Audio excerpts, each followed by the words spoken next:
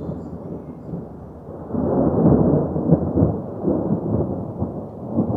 want to go to our colleague Matt Bradley, who is also in Tel Aviv, who I understand has some new reporting on this. Matt, what do you know?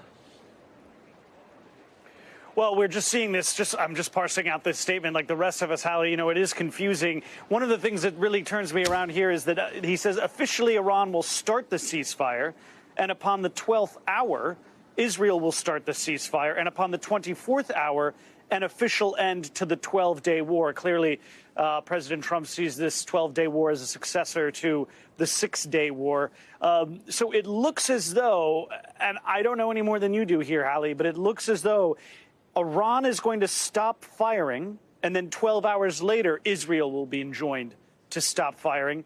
And upon the 24th hour, both of them, or the war will be officially declared over. That almost makes it sound like Israel will have its way with Iran for a 12-hour period between the time when Iran starts its end of the ceasefire and then Israel picks up on its end, though he does say that during each ceasefire, the other side will remain peaceful and respectful. It's confusing because, of course, you do think of a ceasefire as being a mutual agreement, not that one can have a ceasefire and the other, unless one just simply ceases firing and the other is allowed to continue firing. That doesn't sound like much of a negotiated agreement.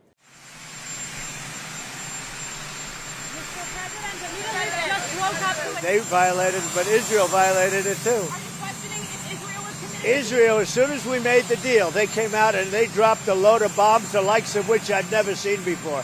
The biggest load that we've seen. I'm not happy with Israel.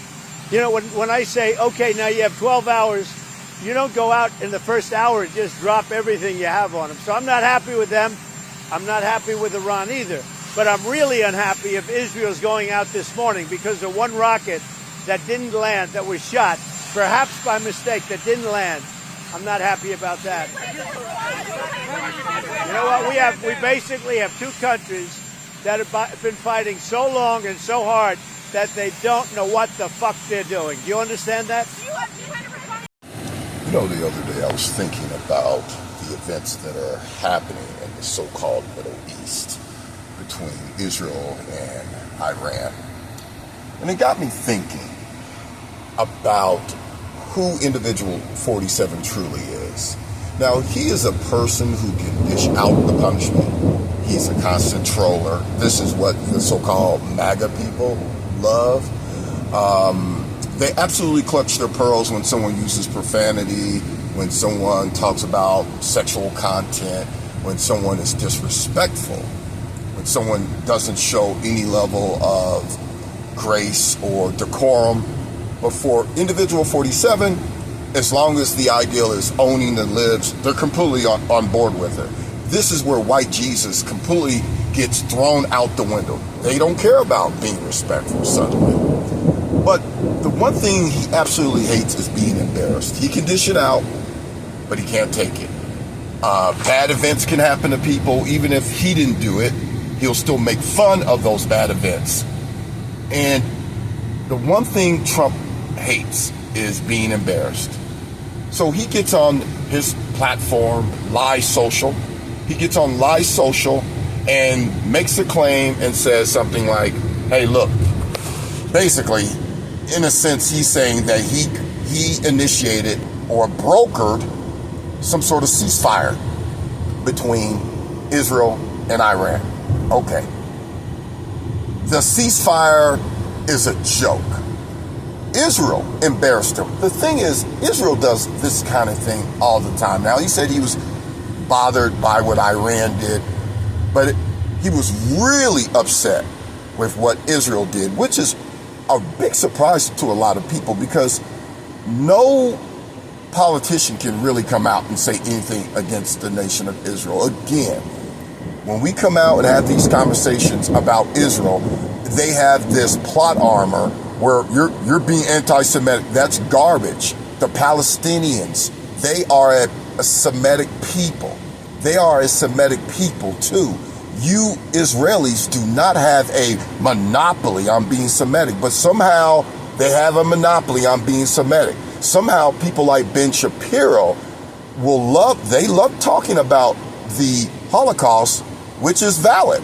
the Holocaust that occurred with his people, but ignore the Holocaust that occurred with black people in America on this land, by the way, that happened through the so-called American government, not the Nazi government that doesn't exist anymore. So you guys still talk about something that occurred in the past.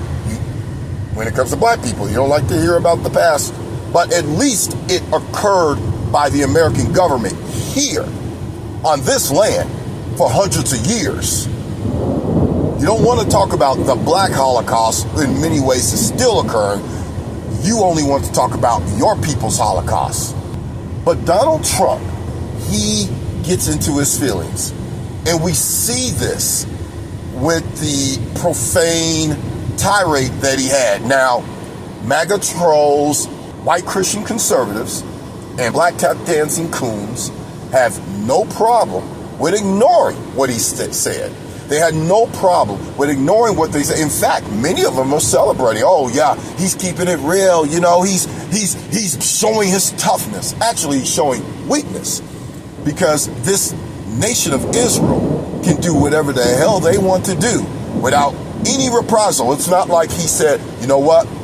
All right, from here on out, since Israel did this, we're not going to assist in any of the protection where basically we intercept missiles. The United States got bases all over there, multiple bases in that area, intercepting the missiles. So we allow Israel's missiles to impact or harm the people of Iran, but we intercept their missiles. We assist. We also give them money and other things. We give them intelligence, all these different things. It's not like Donald Trump pulled this from them as a punishment. No, he just get on there and gets emotional. He has his tirade, and that satisfies MAGA. That goes to show you how mentally deranged and emotionally immature the average white Christian conservative truly is. And I think I'm going to do something on what it's really about. But I'll do that on another video. I'll probably incorporate Ted Cruz in this conversation. But for the sake of this particular video, I just want to say, are you MAGA? Are you MAGA people happy? Because I've seen videos of Donald Trump making a claim that he's going to avoid World War III. I will prevent, and very easily, World War III, very easily. Before I even arrive at the Oval Office, I will have the disastrous war between Russia and Ukraine settled. It will be settled quickly. I will get the problem solved, and I will get it solved in rapid order, and it will take me no longer than one day. I know exactly what to say to each of them. I got along very well with them. As you know, I get along very well with Putin. I would tell Putin, got to settle. I would tell Zelensky, you got to settle. I would tell one, you're going to load up with money. I'd tell the other, you're not going to get any money. I would get a settlement in 24 hours. Now, it should have never happened. You have thousands, hundreds of thousands of dead people right now, hundreds of thousands. You have cities that are obliterated. I don't know if you've ever seen the cities after they finish with the rockets. You have cities with no building standing. It looks like just a demolition zone. It's so horrible. Sad. And and then they'll say 2 people were hurt. No, hundreds of people and thousands of people were killed. You're going to find out when this whole thing is over that the number of people killed is far greater than they tell you. They're not telling you the truth. Many, many thousands, hundreds of thousands of people are dying. These cities are being obliterated. Now, the World War III, I guess, was supposed to be between Russia and Ukraine. No, most likely it will be throughout the Middle East, because Americans aren't that emotionally invested in the events that are occurring in Ukraine. But many of them, because they believe that they can get brownie points with white Jesus and help usher in Armageddon, many white Christians and black tap dancing coons who happen to be Christian too will go out of their way to do anything for Israel, even hurt nations neighboring in that area. They have no problem with that. They have no problem with being biased.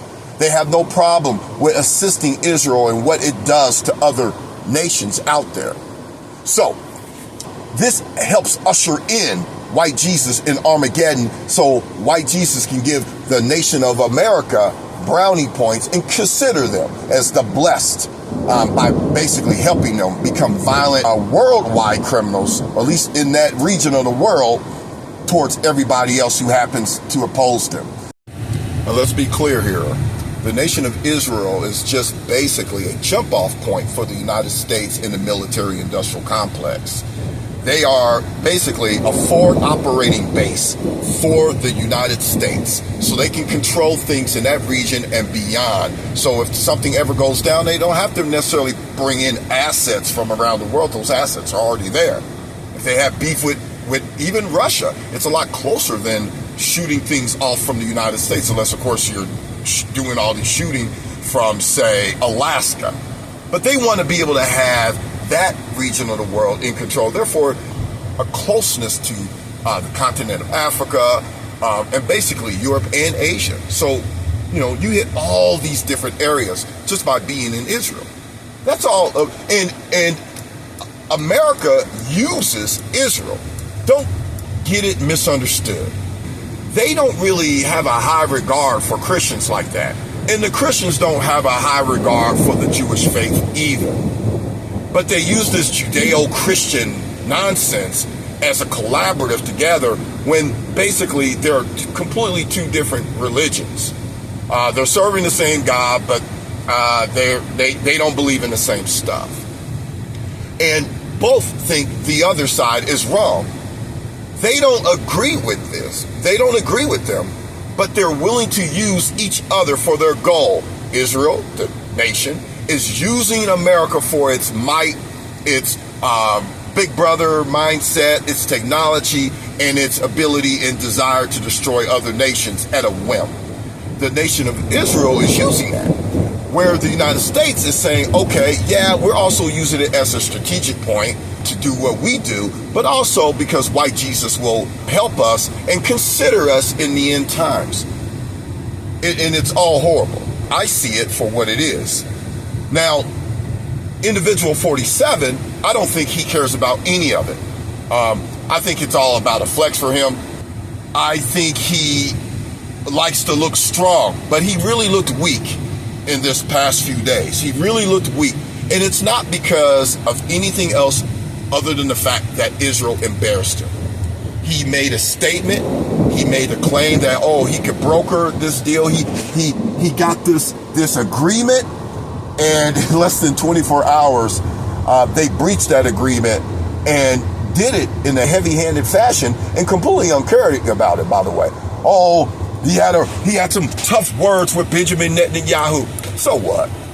So what? They're still ultimately going to support them. They're still going to continuously give them nearly $4 billion a year. They're still going to continuously do what they do. So you had some strong words. At least that's what you say. At least that's what right-wing media says. He had some tough words on the phone. Well, why didn't he get gutter with it like he did with your boy from Ukraine? You know why? Because he has a higher respect for him. Other than the fact that they're paying money constantly through organizations, which is basically a foreign organization, AIPAC, you literally get money from these people. They are a lobbyist, a foreign lobbyist. They are foreign lobbyists for Israel, and they're lining the pockets of U.S. politicians on both sides, by the way. Both Democrats and Republicans get money from AIPAC. And this shouldn't be happening, but it does. So when you consider that in the strategic area that they're located in, of course, they're going to always side with you. So you can talk strong all you want, even though you didn't do the same thing with Zelensky. You didn't do the same thing with him. And you also don't speak to Vladimir Putin the same way either. You actually talk about how you respect this guy. You often talk about President Xi of China, how you respect this guy, because those guys have nuclear weapons. You're not just going to chump them out like you could do in Iran. See, what you should do is allow Iran, they're two small guys, let them battle it out, but you won't do it. So that's why you will protect Israel no matter what it does, and make sure that they don't get the punches are coming through from Iran, but you allow the punches to come in from Israel while at the same time acting like you're some sort of neutral force where you're embracing neutrality when everybody knows that you're in the bag for Israel.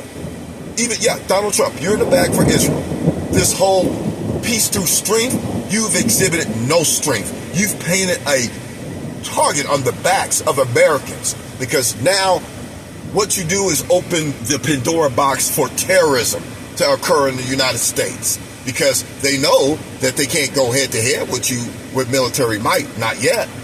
So they're going to do other shady things. You actually put us, U.S. citizens, at risk for your ego and pride and basically lining your pockets and all this kind of stuff with the military industrial complex. But it is what it is. Another thing is the lack of consideration and strategic thinking when it comes to the average white Christian and many of these politicians across the board. But I'm specifically talking about individual 47, because he seems to believe that all he has to do is get some guys in a room and suddenly he can just whip up a deal to calm everything, to smooth over the waters. We know this is not true. I do think if you're talking about a business deal, let's say, for example, I want to buy real estate, if I want to buy a gas station, if I want to buy automobiles, I do think Donald Trump probably could sit down with guys and do this. But he believes he can get into a room, maybe bring in some cigars and cognac and maybe some white girls to entertain the guys, and he can just whip up a deal. But when you're engaged with people who are willing to fight to the death because of their religion, because let's be clear here, that's what this is. They believe that this worthless piece of land over there called Israel is somehow given to them by this unseen God. Okay. And then the other side have a very similar viewpoint, that this land is theirs as well. I'm referring to the Palestinians. Who knows who else is thinking these kind of things over in that region of the world. So I'm just going to make a blanket statement. You believe that these two, maybe three or four opposing forces can come together in a room when the foundation of their belief system is not about whether we're going to lose money. It's not about whether or not even pride or ego. It's about their religious belief system of the afterlife and their God. See, they're not fearing death. See, that's the problem with religion. Death, being afraid of death is not even an issue. Other people passing away, being demolished or decimated, it's not an issue at all. But you're more focused and concentrated on the idea that you have to actually follow the orders of the unseen God. So they're not focused on how much death is occurring. They're not focused or caring about the mayhem that's occurring. They're only focused about the afterlife and actually following the rules of their particular religious text. And that is a major, major issue when we talk about the Middle East that very few people even think about.